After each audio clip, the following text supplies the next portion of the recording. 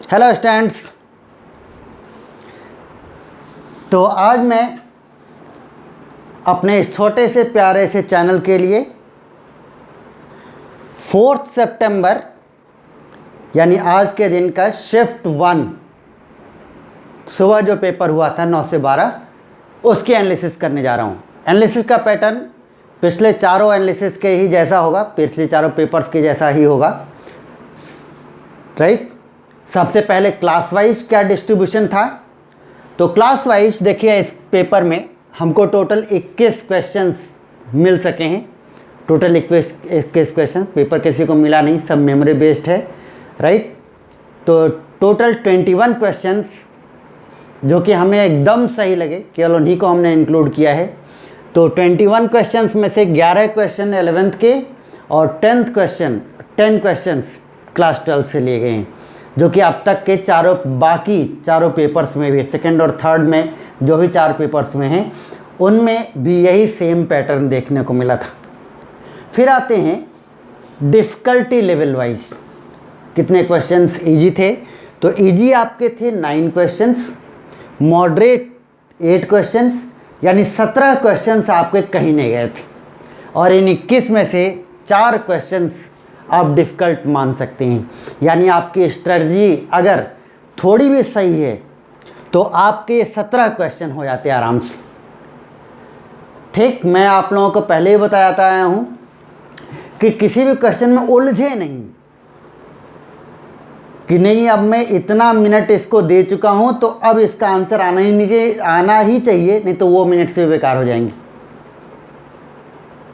उसके essential data को note करके आगे बढ़ें, दोबारा टाइम मिलेगा फिर वापस आएंगे, ठीक। परंतु ये सोच के कि इस पर मैं 3 मिनट ऑलरेडी दे चुका हूँ, ये 3 मिनट ही मेरे वेस्ट हो जाएंगे। हाँ, 3 मिनट ये लगाने के बाद, 3 मिनट इन्वेस्ट करने के बाद अगर लग रहा हो कि अब आंसर आने की उम्मीद एकदम पक्की है, तब तो उसमें उलझें, अदरवाइज उसको वहीं छोड़ दें। इस लालच में ना पड़े कि मेरे 3 मिनट ना वेस्ट हो जाए, उसके चक्कर में आप 4 मिनट और वेस्ट करेंगे, राइट। ठीक, अब तीनों सब्जेक्ट्स की रिलेटिव डिफ़िकल्टी, तो ये 5वां है। 2 तारीख को 2 पेपर हुए, 3 तारीख को 2 पेपर हुए, 4 तारीख को ये पहला पेपर है, ये 5वां पेपर है। ऑलमोस्ट पिछले 4 पेपर्स में से 3 बार मैथमेटिक्स की डिफ़िकल्टी लेवल या लेंथी, या तो डिफ़िकल्ट आता था या तो लेंथी आता था। डिफ़िकल्ट तो कम ही है, लेंथी ज़्यादा आ गया as compare to physics and chemistry. ये पहली बार है इस पेपर में कि तीनों सब्जेक्ट्स की डिफ़िकल्टी लेवल, तीनों सब्जेक्ट्स का डिफ़िकल्टी लेवल आसान है, लगभग सेम है, लगभग सेम है। अप्रॉक्सीमेटली तीनों सब्जेक्ट्स बराबर लेंथी, बराबर डिफ़िकल्ट हैं, राइट। और इस शिफ्ट का पेपर, इस डेट को इस शिफ्ट का पेपर मैं बाकी चारों शिफ्ट, मतलब 5वां ये मान लीजिए, 5 ये जो शिफ्ट्स में हैं इनमें सबसे आसान लेवल में रखता हूँ मैं, right.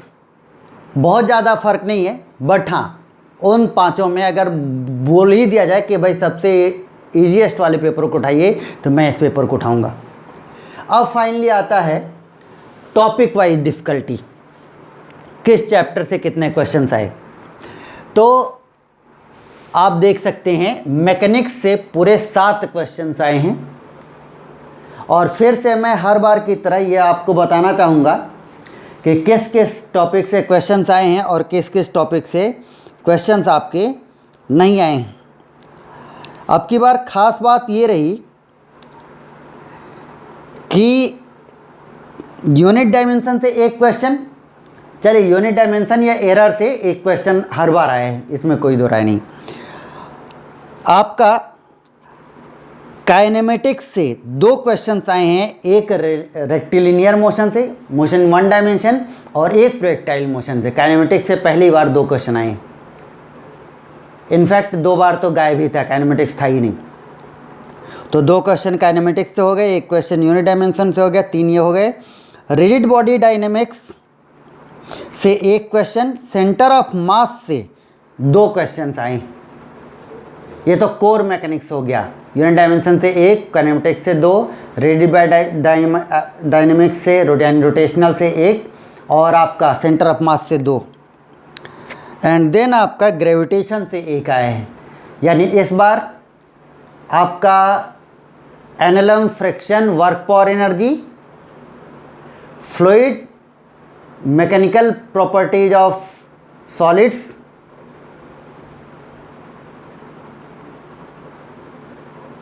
Mechanical properties of matter, sorry fluid, mechanical properties of matter and surface tension, इसको बिल्कुल टच नहीं किया गया है। देन आते हैं हीट एंड थर्मोडायनेमिक्स पर। तो केटीजी एंड थर्मोडायनेमिक्स को मिला करके एक क्वेश्चन बस आया है हीट एंड थर्मोडायनेमिक्स में से। एसएचएम एंड वेव्स मिला करके एसएचएम से 2 क्वेश्चन, स्ट्रिंग वेव्स पर ही 2 क्वेश्चन हैं, बाकी एसएचएम से कोई क्वेश्चन नहीं है और साउंड वेव्स वगैरह से कोई क्वेश्चन नहीं है। तो अब तक के 5 शिफ्ट में साउंड वेव्स मुँह से निकल गया तो बता ही देते हैं कि वो काफ़ी नेग्लेक्टेड रहा है साउंड वेव्स।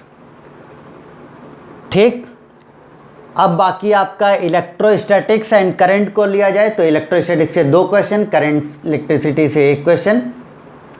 फिर आपका मैग्नेटिज्म ईएमआई एसी को लिया जाए तो मैग्नेटिज्म से फिर से 2 क्वेश्चन आए हैं, ईएमआई से 1 क्वेश्चन और एसी फिर से नहीं आया है। राइट, ऑप्टिक्स को देखा जाए तो दोनों parts, that is ray optics and way optics से 1-1 क्वेश्चन। मॉडर्न फिजिक्स से आपके 3 क्वेश्चंस आए हैं, इलेक्ट्रोमैग्नेटिक वेव से 1 क्वेश्चन आया है और 1 आया है आपका कम्युनिकेशन सिस्टम्स। ये आपके आज के पेपर की एनालिसिस थी। जो बच्चों का पेपर कल है, कल परसों में है, वो एकदम निस्वार्थ भाव से जाएं। निस्वार्थ भाव मतलब ये नहीं कि हमें यही पाना है, ठीक, एकदम निस्वार्थ भाव से कर्मण्येवाधिकारस्ते मा फलेषु कदाचन, ऐसा सोच के जाओ कि मैंने कर्म कर दिया है जितना भी कर सकते थे। आज बहुत सारे बच्चों को लगता है कि नहीं कर पाई, ये वो सब छोड़ दो, जितना भी कर्म करना था वो अब आप कर चुके हैं। अब एकदम शांत मन से जाइए और जितना शांत मन से जाएंगे उतना ही एग्ज़ाम हॉल में अपना बेस्ट दे पाएंगे। एग्ज़ाम हॉल से निकलने के बाद जितना सोचना सोच लीजिएगा, एकदम दिमाग को शांत रख के बिना कोई एम लिए कि मुझे इतने मार्क्स ला देने हैं, अपना बेस्ट देने का प्रयास करिए।